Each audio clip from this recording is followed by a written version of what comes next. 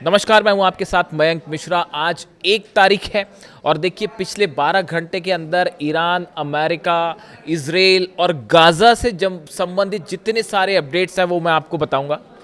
देखिए, एक सवाल बार बार मुझसे पूछा जा रहा है कि गज़ा को लेकर जो हमास और इजराइल के बीच में ये जो डील की खबरें हैं, डिसआर्मामेंट की खबरें हैं, इसकी हकीकत क्या है और इसके बारे में आप क्या सोचते हैं और ईरान की इसमें क्या भूमिका होगी।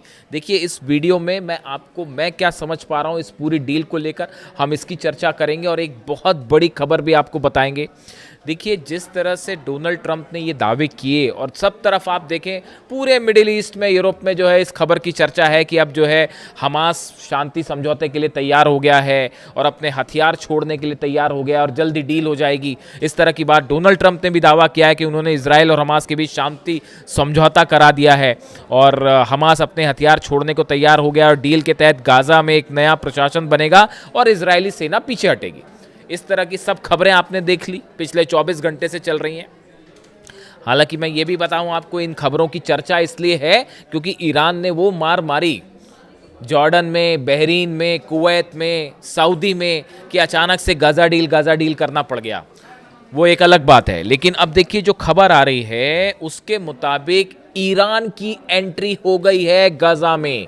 बिल्कुल ठीक सुन रहे हैं आप। ईरान के इस पूरे अप्रोच जो है गज़ा को लेकर और हमास को लेकर, ईरान की तरफ से बड़ी वार्निंग्स दी गई हैं, हमास को चेतावनी दी गई है और बल्कि सोर्सेस तो ये भी बता रहे हैं कि ईरान ने हमास को कह दिया है कि ट्रंप के साथ कोई डील मत करिए, हमास की इजराइल के साथ डील समझौता नहीं होना चाहिए। ईरान इस समझौते के पक्ष में नहीं है। तमाम अखबारों ने इस तरह से जो है इनपुट देने शुरू कर दिए हैं। अब सवाल ये है, देखिए, इसको लेकर जो तमाम खबरें हैं उसको लेकर क्या चर्चाएं हैं, हम एक बार उस पर नज़र डालें।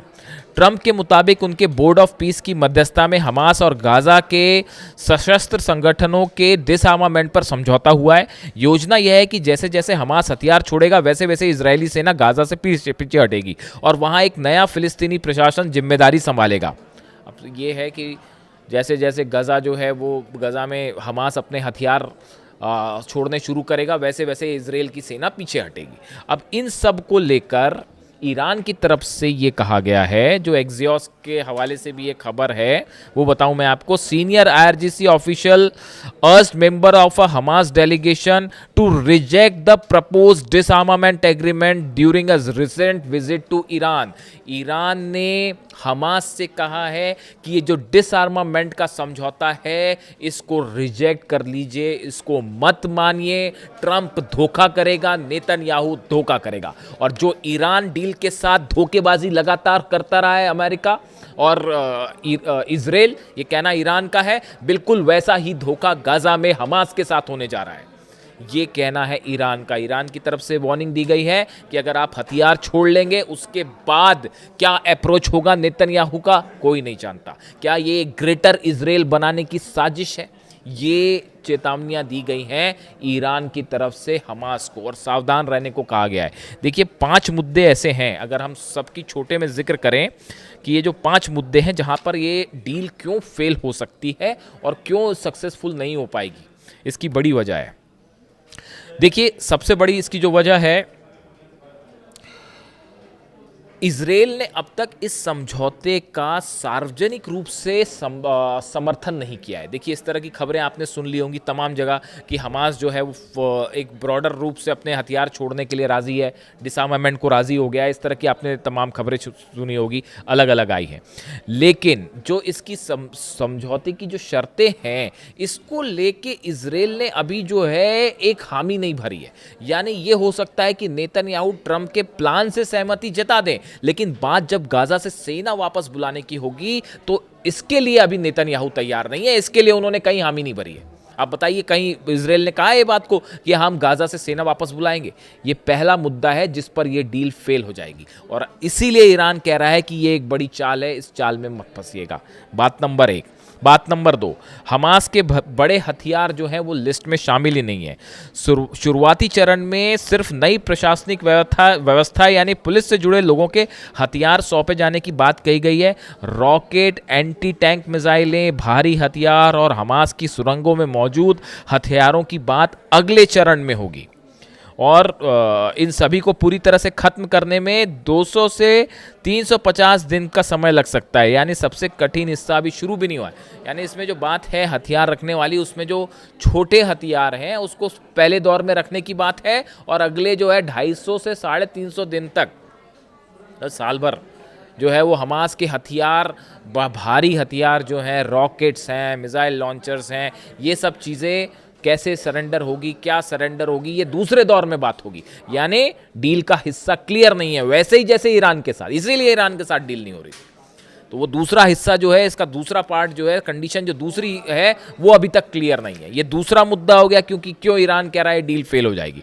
तीसरा, क्या इजराइल मानेगा हमास की बात? ट्रंप की इस डील में गाजा से इजराइल की सेना पीछे हटेगी, लेकिन इसके लिए ज़रूरी है कि हमास अपने हथियार डाल दे। अगर इजराइल को लगा कि हमास ने कुछ हथियार छिपा रखे हैं, सुरंगें नहीं तबाह की गई हैं या उसकी सैन्य संरचना अभी भी एक्टिव है, आर्मी अगर एक्टिव है, तो वो इस डील को रोक देगा। अब ये बताइए कि ये बात जो है पूरे इसकी जो तीसरी वीकनेस है इस समझौते की, कि कभी भी इजराइल ये कह सकता है कि साहब नहीं, अभी तो हमास ने जो है अपने हथियार नहीं सरेंडर किए पूरी तरह से और अभी भी कई हथियार छुपे हुए हैं।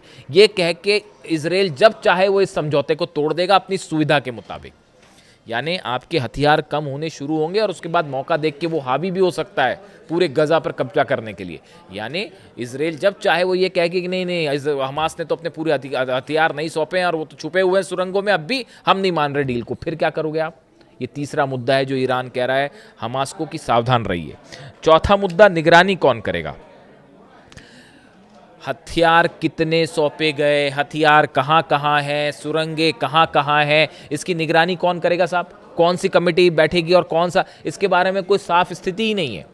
आप गजा में जाके कैसे इस बात को तय करोगे कि कहाँ कहाँ सुरंगें हैं, हमास के पास कितने हथियार हैं, क्या उन्होंने सब हथियारों की जानकारी दी? इसकी निगरानी कौन करेगा? ये कौन बताएगा? और इसके बारे में फैसला कौन करेगा? नेतन्याहू करेंगे या हमास अपनी तरफ से कहेगा और मान जाएंगे, या यूनाइटेड नेशंस आएगा, या कोई बोर्ड कमेटी आएगी तो उसके सदस्य अंदर जाए? ये बिल्कुल वैसा ही है जैसे आप कह रहे हो कि साहब ईरान के पास यूरेनियम है, आप कैसा पता लगाओगे कि 450 किलो यूरेनियम है कि जो है वो 1000 किलो यूरेनियम है, और वो कहाँ पर है? पिकेक्स माउंटेन के नीचे है, बुशर में है, कि वो जो है नतांज में है? कैसे पता चलेगा? ये बिल्कुल वैसी स्थिति है जैसे ईरान की डील, जो कि इसीलिए मैं आपको पहले दिन से कह रहा था ईरान अमेरिका के बीच कोई डील नहीं हो सकती, फाड़ के फेंक दीजिए इस एमओयू को। बिना सिर पैर का एमओयू था, इससे अच्छा एमओयू तो हमारे हिंदुस्तान की यूनिवर्सिटी के बच्चे बनाते हैं, इससे अच्छा एमओयू।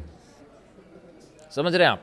तो ये जो है बिल्कुल वैसी तरह ये जो हमास वाली डील, ये एक हवाई मामला है जो कल से इसीलिए सामने लाया गया क्योंकि आप जो है जॉर्डन में पिट रहे थे, बहरीन में पिट रहे थे और कुवैत में पिट रहे थे और इजिप्ट पे बड़े हमला हो गए थे। तो डोनाल्ड ट्रंप, ईरान के दावे हैं कि बड़ा नुकसान पहुंचा दिया अमेरिकी सेना को, तो फोकस अचानक से ये हो गया था और हो गया था, उसको ध्यान हटाने के लिए मामला अचानक से जो है वो गजा और डील शुरू हो गया मामला। तो अब चौथा जो मामला पेच है इसमें कि निगरानी कौन करेगा? कौन सी एजेंसी बताएगी कि हाँ हमास के पास इतने हथियार हैं? कोई नहीं बता सकता। जैसे ये कोई नहीं बता सकता कि ईरान के पास कितना यूरेनियम है, कहाँ कहाँ यूरेनियम है। 450 किलो यूरेनियम, अब कैसे पता जी 450 किलो यूरेनियम है? मैं कह रहा हूँ 1000 किलो यूरेनियम है, तो वो क्या कहाँ छुपा है, नहीं छुपा है? कल को आप कहोगे आपने बताई नहीं जगह, फिर क्या होगा? पांचवा मुद्दा देखिए, नई सरकार बनाना आसान नहीं है। इसमें कहा गया है कि साहब नई सरकार बनेगी, ट्रंप के प्लान में एक नई तकनीकी फिलिस्तीनी प्रशासन की बात कही गई है, लेकिन युद्ध से तबाह इलाके में नई सरकार खड़ी करना, विस्थापित लोगों की वापसी कराना, सुरक्षा संभालना और अंतर्राष्ट्रीय बल के साथ तालमेल बनाना बेहद कठिन है। देखिए हमास जो है अनौपचारिक प्रभाव वहाँ बनाए हुए है, ऐसे में वहाँ पर एक नई सरकार बनाना, ये इसमें कोई इंटरनेशनल फोर्स आके वहाँ पर कोई बॉडी बना दे, कोई बाहर की शक्तियाँ आके गाज़ा में एडमिनिस्ट्रेशन को कंट्रोल कर ले, उनकी मंशा कौन तय करेगा? उसमें जो है कहीं किसी तरह से फिर से उसको कब्जाने की कोशिश तो नहीं हो रही गज़ा को? ये ऐसे तमाम सवाल है, कैसे उस पर भरोसा किया जाएगा? गज़ा के लोग कैसे भरोसा करेंगे? ये वो तमाम बातें हैं, ये पांचवी वीकनेस है। कि वहाँ पे नई एडमिनिस्ट्रेटिव गवर्नमेंट कैसे बनेगी, बॉडी कैसे बनेगी, इसको लेकर कुछ साफ ही नहीं है मामला। ये 5 मुद्दे हैं जिसमें ऐसा लगता है कि ये डील ज़्यादा अगर सफल नहीं हो पाएगी पहली तौर पे, दूसरी बात अगर चलती भी है ज़्यादा तो टिक नहीं पाएगी, और इसमें जो है अपनी सुविधा के मुताबिक जब नेतन्याहू चाहेगा वो इस डील को तोड़ देगा। लेबनान पर लगातार हमले हो रहे हैं, कल इस डील की पूरी चर्चा होती रही सब जगह। आप देखिए पूरे अरब देशों के अखबार उठा के देखिए, सब जगह यही चर्चा, अमेरिका में, यूरोप में, कि हमास की डील, हमास की डील, हमास तैयार, हमास तैयार, ये चर्चा चल रही है। और दूसरी तरफ जो है वो 4 फिलिस्तीनी बच्चों पर हमले हो रहे हैं, 11 लोगों पर हमले हुए, 4 बच्चे शामिल हैं, फिलिस्तीन पे ही हमले हुए इजराइल के। फिर काय की डील? लेबनान में आप देखिए, जैसे ही नेतन्याहू ट्रंप से मिले हैं उसके बाद लेबनान में, दक्षिणी लेबनान में जबरदस्त हमले शुरू कर दिए इजराइल ने। क्या मतलब इस बात का? ईरान बार बार कह रहा है कि लेबनान पर जब तक हमला नहीं होगा हम कोई बात नहीं करेंगे। फिर नेतन्याहू ने क्यों हमले शुरू किए लेबनान में? इजराइल के आर्मी चीफ क्यों कह रहे हैं कि लेबनान से हम वापस नहीं आएंगे? तो वो कैसे मान जाएंगे? जब लेबनान से वापस नहीं आएंगे तो गजा से वापस आने के लिए कैसे मान जाएंगे? बड़ी साधारण सी बात है साहब। देखिए अली खामेनी साहब का यही विजन था, यही उनका विजन था, इसीलिए वो जानते थे कि अमेरिका के साथ कोई डील करने का मतलब नहीं है। और यही अहमद वाहिदी साहब समझा रहे हैं, यही मुस्तफा खामेनी जो हार्ड लाइनर्स हैं ईरान के, वो यही मान के चलते हैं, जो रास्ता अली खामेनी साहब ने दिखाया कि भैया इनकी नीयत पर विश्वास ही नहीं किया जा सकता। यही बात अली खामेनी साहब कहते थे, इसलिए उन्होंने डील वील के चक्कर में पड़े नहीं, और इसीलिए वो 30 साल तक वहाँ पर उन्होंने शासन भी किया। आप क्या सोच रहे हैं, ये क्या कोशिश हो रही है? जो सऊदी, ये 14 देशों की सेना बनाने की बातें चल रही हैं, ये क्या कोशिश है? ये क्या लाल सागर के लिए ये सेना बनाई जा रही है? ये सेना बनाई जा रही है ईरान के अगेंस्ट। देखिए अगर इस तरह की कोई बात वाकई आगे बढ़ गई, हालांकि मेरे को डाउट है इस बात का कि ये सेना भी बन पाएगी, है ना, वो सेना भी बन पाएगी, ये भी बड़ा मुश्किल मामला है। लेकिन अगर बन भी जाती है तो इसका जो मकसद है वो ईरान के खिलाफ है। सऊदी और ईरान को आपस में भिड़ाना, फूट डालो राज करो अंग्रेज जो करते थे, यही कई एक्सपर्ट मानते हैं कि अंग्रेजों ने हिंदुस्तान में जो फूट डालो राज करो की नीति अपनाई, वही अमेरिका पूरे मिडिल ईस्ट में करता है। कि खुद तो देखिए आप हरा नहीं पाए ईरान को, ईरान भारी पड़ गया, सब मिल मुला के भी जो है कुछ नहीं कर पाए ईरान का। ठीक है, कैजुअलिटी हुई है, भयंकर नुकसान हुआ है, ईरान ने उसकी कीमत चुकाई है, अपनी स्वतंत्रता, अपनी आज़ादी, अपने आत्मसम्मान की कीमत अपना खून देकर चुकाई है ईरान ने।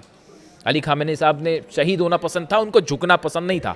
ये उनका ईरान है, ये ईरान का डीएनए, और ये ईरान इससे कभी नहीं हटेगा, आप चाहे कुछ कर लीजिए। विदेश नीति में अमेरिका हारा है, ट्रंप हारा है, ईरान, अमेरिका की सेना हारी है। अब इसमें तमाम दुनिया भर के एक्सपर्ट्स अब ये मान के चल चुके हैं, अमेरिका के सीनेटर, कांग्रेसमैन खुद ये मान के चल चुके हैं कि ईरान मिशन फेल हो गया, कुछ नहीं कर पाया आप वहाँ पे। तो अब क्या तरीका है? तो अब तरीका यह है कि अरब को ईरान से लड़ा दो, ये सब देशों को ईरान के खिलाफ कर दो।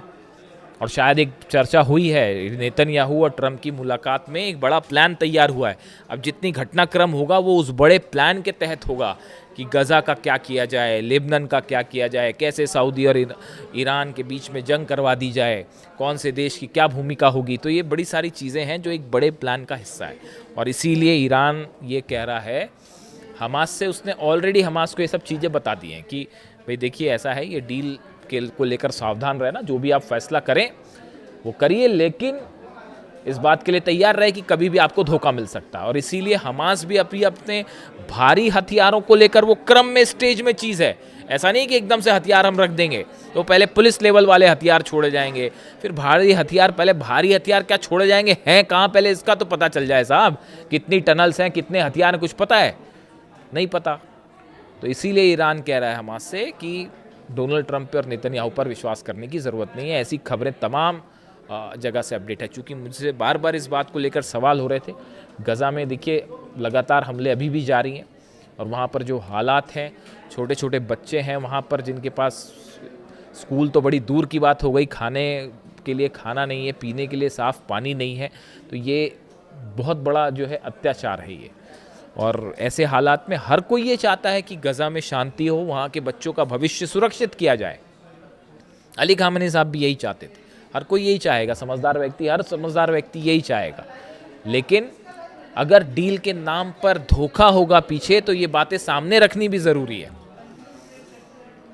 मुझसे चूंकि सवाल हुए थे तो इसलिए अपनी बात यहाँ रखना ज़रूरी था। वीडियो कैसा लगा कमेंट करके ज़रूर बताइए। Thank you so much.